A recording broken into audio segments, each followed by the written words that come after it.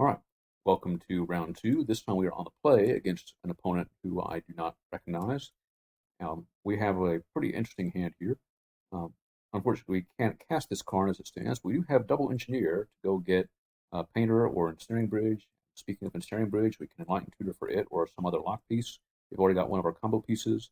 The only thing that I don't like about this hand is that if we're playing against Delver, we don't have any kind of removal, but we do have a lot of ways to get ensnaring bridge, which is really good against Delver, and we may just top back a painter. So I decided to keep this.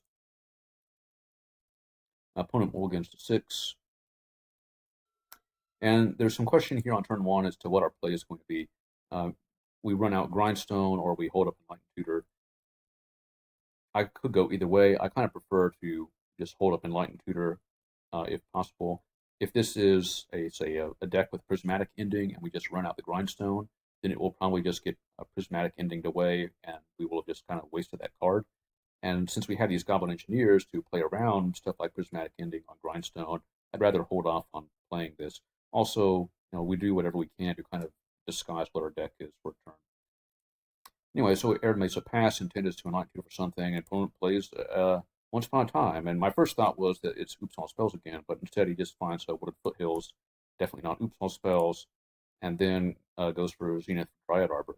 So at this point, there are a few things this could be, but the fact that this is basic forest uh, means that I'm thinking this is probably elves. So we're going to do what we have done so far every game this league, and turn 1 Enlightened Tutor for Canonist, and then untap and draw it.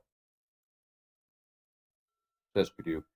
There's technically some possibility that this is some kind of Knight of the Reliquary deck, in which case I might not want to get the white mana for fear of Wasteland, but I'm pretty sure that it's elves, and even if it is a Wasteland deck, we may want to just keep a second white mana source lying around. I went ahead and got the second plateau. So slam Canonist and hope that it carries us through. And okay, now we are sure that the opponent's playing Elves, and Canonist is kind of doing some work. So we had the option to either play 2 Grindstones or play 1 Grindstone, or play an Engineer. And since this is Elves, there's some possibility that he is, on his next turn, is able to play a land and natural order for Archon of Valor's Reach or something like that. And if that's the case, then I at least want to not die to combat damage. So uh, we do have 2 engineers here. There's a choice between whether we're going to get Painter or Ensnaring Bridge here. Since we have a second engineer, we do have some freedom to choose. We're probably not going to die next turn. I decided to go ahead and get a Painter since we have these 2 Grindstones lined up already, and we're probably going to play 1 and then sacrifice it. The other thing is that Ensnaring Bridge is not all that impressive when we already have this Karn stuck in our hand, because that means we'll probably will not be able to defend against, say, Allosaurus Shepherd with Ensnaring Bridge, so I decided to just set up the combo. Fortunately, we draw land, and uh, since we don't necessarily have we didn't draw soul land, so we don't necessarily have the ability to next turn, uh, or if we play the Grindstone this turn, we will not be able to swap it for Painter, play the second Grindstone on our next turn, and then activate because we might not have the 4th mana if we don't draw it. It's never a good idea to, I think, assume that you'll draw mana with this deck. It's pretty mana light. So instead, I decided to use the second engineer and go get the Ensnaring Bridge into the graveyard just so that we have it. And at this point, we're not really even worried about it if we're not too worried about it if he goes for Archon of Valor's Reach off natural order because we can use Engineer to swap Canonist for Ensnaring Bridge if we need to stop combat damage, or swap it for Painter if we need to draw Pyroblast to get rid of the Archon. Anyway, I'm not playing the Grindstone here because I want to be able to swap this Canonist for Ensnaring Bridge if he goes natural order for Craterhoof.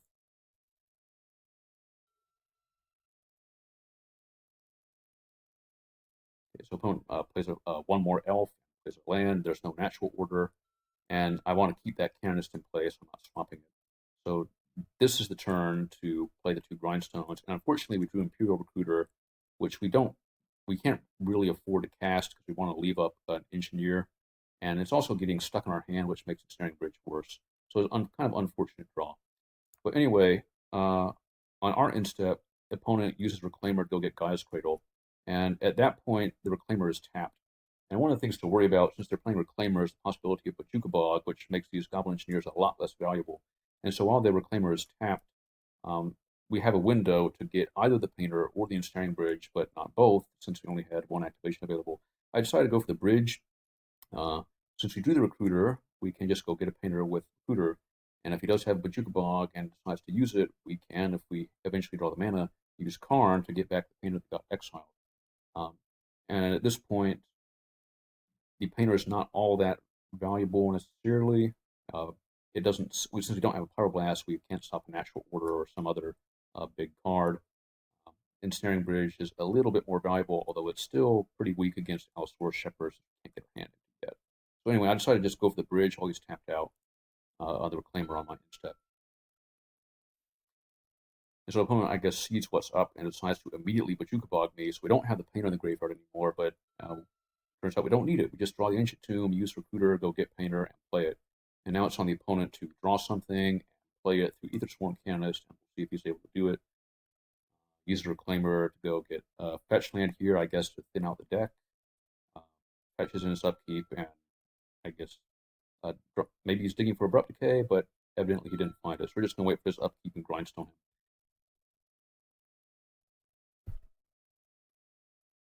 Yeah, and opponent has no answer. Okay, so it's always good to get game one against Elves because it's usually a lot harder to beat them when you're on the draw. And this way, even if we lose game two, we'll be on the play for game three. So I'm feeling pretty content. As for the sideboarding, Canonist is good. You saw it was great that game. Needles there to stop Wirewood Symbiote. Ensnaring Bridge, I just want to have the second copy in the main deck so that we don't have to dirtle around with Karn to get it. 2 bolts for removal against Elves, and more importantly for Collector Oof. As you saw that game, Karn is likely just get stuck in your hand, and since this game could very easily come down to the Ensnaring Bridge, I just want to get all the expensive cards out of the deck, so all the Karns go away. And since the Karns are going away, the fourth Grindstone comes in out of the sideboard, just so we have that extra speed, and top decks are, or it's going to be easier to assemble the combo by top decking. I took out the one Red Blast because we're bringing in some more removal for creatures, and it can be unreliable post board to have a Painter online when you need it. And finally, if you don't have a Painter, Red Blast can get stuck in your hand, and that means that if it does, then Ensnaring Bridge will not defend you against Allosaurus Shepherd. That is an easy way to lose. Similarly, I'm trimming on Imperial Recruiters, number one, because they cost 3 mana, and you don't always have 3 mana to tap on your main phase. And secondly, because it's either going to be a useless 1/1, or it's going to put another card in your hand, which just makes it all the more difficult to get your hand empty for Bridge. And besides which, I think all of these cards are more important than Imperial Recruiter anyway. So that's the sideboarding. We'll be back for game two in just a bit. And we're back for game two of round two, this time on the draw against Elves, and this hand is complete garbage, so we'll mulligan.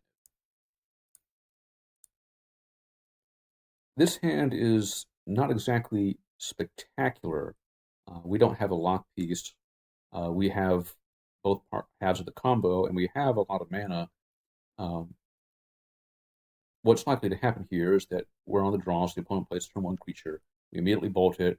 On our following turn, we play City of Traders, play Painter, hold up Pyroblast, and hope that that is good enough to get us through to the next turn. And then at some point in the 2 intervening draw steps, we draw an additional mana so we can play and activate Grindstone on one turn with a Painter in play. And if we draw a Soul Land, then we will be able to play Grindstone and activate it with Blast backup, assuming that we don't have to use the Blast for something else. So it's a straightforward hand, no lock pieces, limited amount of removal, and we're kind of priced into playing these cards in a particular sequence. For example, if he plays if we use the Lightning Bolt on a turn one creature, we will not have it deal with possible Collector Oof, but our mana is going to be tied up on pretty much every turn of the game, so I think that's fine. We don't need both these Painters, so we'll put one of them back and see how this goes. Actually, the opponent does have turn one creature. It's an Elvish Reclaimer, and I'm kind of sad to have to bolt it because that card is usually not very relevant. But I think we just have to use our mana efficiently, and this may be the difference between a Heritage Druid being threatening and being irrelevant. Naturally, the opponent has 2 more Elvish Reclaimers to follow up, but like I said, they're not very threatening cards if you're not trying to use the graveyard. We draw a backup Painter, which hopefully we won't need, and now I have Painter Blast. So this Heritage Druid is uh, it's questionable whether we really want to Pyroblast it or not. And eventually I Pyroblasted it because the way our hand is set up, unless we draw a Lotus Petal or the Spirit Guide or one of the five remaining Soul Lands, then we will not be able to use this Pyroblast to protect the combo anyway. Especially since this fourth mana is a land, so we're going to lose the City of Traders. We won't even be able to Grindstone on his upkeep to dodge Force of Vigor or anything like that. So this Pyroblast is basically a use it or lose it right now thing. And the reason I'm doing it now is twofold. One is for the reason I just discussed. The other one is that if we allow this Heritage Druid to resolve, it will allow him to have 1, 2, 3 mana plus 4 from the Bayou, and that could mean natural order for something. So I really don't want him to do that. If he goes for Archon and names Artifact, then our job becomes very difficult. Now we could just Pyroblast the natural order instead, but if we do that, then okay, fine. He still has a Heritage Druid, and we just have to win the game. So, uh, like I said, it's questionable. I think it's fine to do this, but we end up getting punished for it pretty hard. He has Fatal Push in response, so we lose the Painter, and he still gets the Heritage Druid. And on top of that, is able to Green Sun Zenith here, still get the Collector Oof. Fortunately, we top deck Goblin Crater Maker like a pro, and I'm just going to immediately use that to kill the Collector Oof before he has an opportunity to draw something weird to protect it.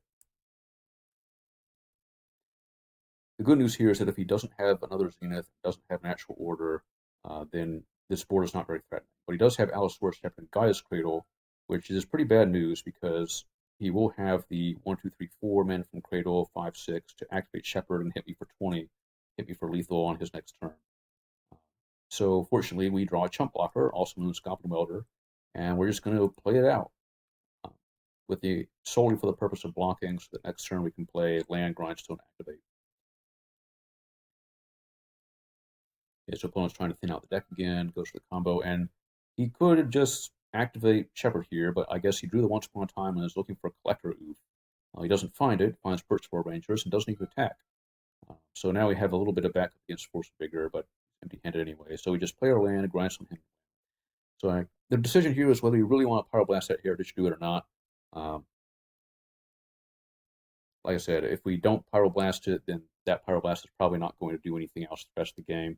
And it's possible that he doesn't have an actual order, and we can't Pyroblast Allosaurus Shepherd as a spell, at least, anyway. So, anyway, we won. All's well that ends well, and we're back here for round 3.